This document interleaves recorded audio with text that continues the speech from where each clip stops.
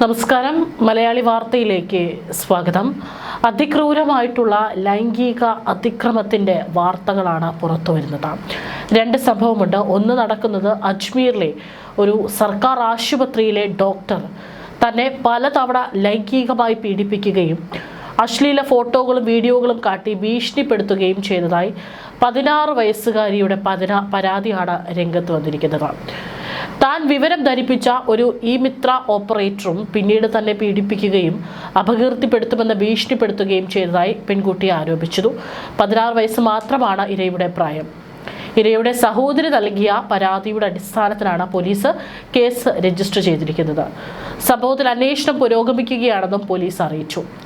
2024 അവസാനം പെൺകുട്ടി തന്റെ സഹോദരന്റെ ഭാര്യയുടെ പ്രസവ സമയത്താണ് ആശുപത്രിയിലെത്തിയത്. ഈ കാലയളവിൽ സൗഹൃദത്തിലായ പെൺകുട്ടിയുടെ മൊബൈൽ നമ്പർ വാങ്ങി ഡോക്ടർ അവളുടെ വിശ്വാസം പിടിച്ചുപറ്റി. പ്രസവം കഴിഞ്ഞ് സഹോദരന്റെ ഭാര്യ ഡിസ്ചാർജ് ആയെങ്കിലും ഡോക്ടർ ബന്ധം തുടർന്നു. പിന്നീട് പുറത്തു കൊണ്ടുപോകാമെന്ന് പറഞ്ഞ് പെൺകുട്ടിയെ പ്രലോഭിപ്പിക്കുകയായിരുന്നു.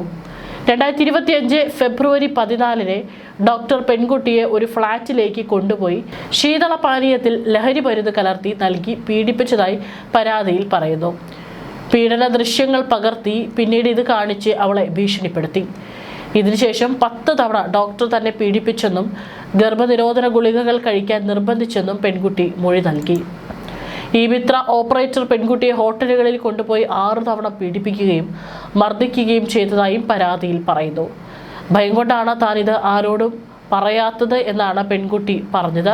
പിന്നീട് ഏപ്രിൽ 10 പെൺകുട്ടി വസ്ത്രം മാറുന്നതിനിടെ ശരീരത്തിൽ പരിക്കേറ്റ പാടുകൾ കണ്ടതോടെയാണ് വിവരം പുറത്തറിയുന്നത്. വീട്ടുകാർ ചോദിച്ചതോടെയാണ് പെൺകുട്ടി കരഞ്ഞുകൊണ്ട് താൻ അനുഭവിച്ചുകൊണ്ടിരിക്കുന്ന ക്രൂരതകൾ വിവരിച്ചത്. അതേസമയം പരാതിയുടെ പുറത്ത് ഡോക്ടറെ ബന്ധപ്പെടാൻ പോലീസ് ശ്രമിച്ചെങ്കിലും ഇയാളുടെ മൊബൈൽ ഫോൺ സ്വിച്ച് ഓഫ് ചെയ്ത നിലയിലാണ്. കഴിഞ്ഞ ദിവസം കേരളത്തിലും ഒരു ഞെട്ടിക്കുന്ന സംഭവം നടന്നിരുന്നു. കായംകുളത്തൊരു വാഹനാപകടത്തിൽ പരിക്കേറ്റ് ആശുപത്രിയിലേക്ക് മാറ്റുന്നതിനിടെ രക്ഷാപ്രവർത്തകന്റെ ലൈംഗിക അതിക്രമത്തിനിരയായ യുവതിയുടെ വാക്കുകളിൽ നിന്ന് തന്നെ കേരളം എത്ര അധപതിച്ചു എന്നുള്ളത് നമുക്ക് മനസ്സിലാക്കാം.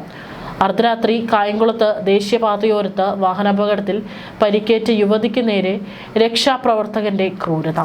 രക്ഷാപ്രവർത്തനമെന്ന വ്യാജേന ലൈംഗികമായി ആക്രമിച്ചതായിട്ടാണ് കൊല്ലം സ്വദേശിയായ IT ജീവനക്കാരി പരാതി നൽകിയത്.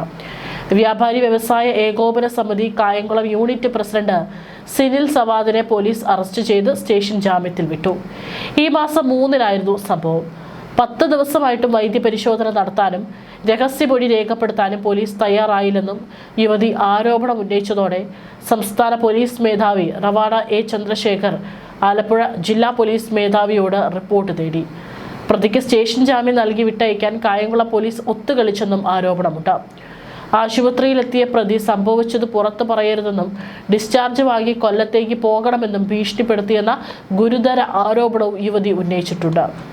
പിന്നീട് കേസ് ഒഴിവാക്കാൻ പ്രതിയുടെ സുഹൃത്ത് 25 ലക്ഷം രൂപ വാഗ്ദാനം ചെയ്തെന്നും യുവതി ആരോപിച്ചു. കൂട്ടുകാരിക്കും കുടുംബത്തിനുമൊപ്പം മലയാറ്റൂരിൽ പോയി ഓട്ടോറിക്ഷയിൽ മടങ്ങുമ്പോൾ രാത്രി 12:45 കായംകുളം KPSC ജംഗ്ഷനിലായിരുന്നു വണ്ടി ഡിവൈഡറിൽ ഇടിച്ചു കയറി അപകടമുണ്ടായത്. കൂട്ടുകാരിയുടെ ഭർത്താവാണ് ഓട്ടോ ഓടിച്ചിരുന്നത്. കൈക്കും താടിയെല്ലിനും കാലിനും പരിക്കേറ്റു. അതുവഴി വന്ന പെട്ടി ഓട്ടോയിൽ ഉണ്ടായിരുന്നവരാണ് രക്ഷയ്ക്കെത്തിയത്. ഈ സമയത്ത് ബൈക്കിലെത്തിയ പ്രതി കൂടെ ചേർന്നു.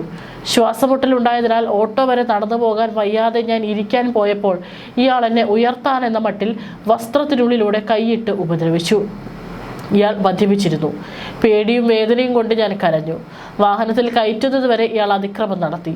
കായംകുളം താലൂക്ക് ആശുപത്രിയിലേക്കാണ് കൊണ്ടുപോയത്.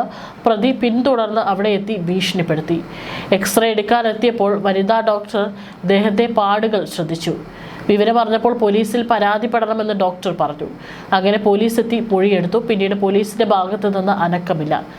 7 പ്രതിയുടെ അറസ്റ്റ് രേഖപ്പെടുത്തിയതും 7 വർഷത്തിൽ താഴെ ശിക്ഷ ലഭിക്കുന്ന കേസായതിനാലാണ് സ്റ്റേഷൻ ജാമ്യം നൽകിയതെന്നുമാണ് പോലീസിന്റെ വിശദീകരണം. സിനിൽ സവാദിനെ സസ്പെൻഡ് ചെയ്തതായും സംസ്ഥാന പ്രസിഡന്റ് രാജു അപ്സര അറിയിച്ചു. ഏതായാലും ഇപ്പോഴും ഇത്തരത്തിലുള്ള വളരെ നടുക്കുന്ന സംഭവങ്ങൾ, ലൈംഗിക അതിക്രമങ്ങൾ നമ്മുടെ നാട്ടിൽ നടക്കുന്നുണ്ട് എന്നുള്ളത് ഏറെ ഭയപ്പെടുത്തുന്നതാണ്. ഇവിടെ ഇപ്പോൾ ഒരു അപകടം പറ്റി കിടക്കുമ്പോഴാണ് ഇത്തരത്തിലുള്ള ക്രൂരത എങ്ങനെയാണ് ഇവന്മാർക്കൊക്കെ ചെയ്യാൻ തോന്നുന്നത് എന്നാണ് ചോദിക്കാനുള്ളത്.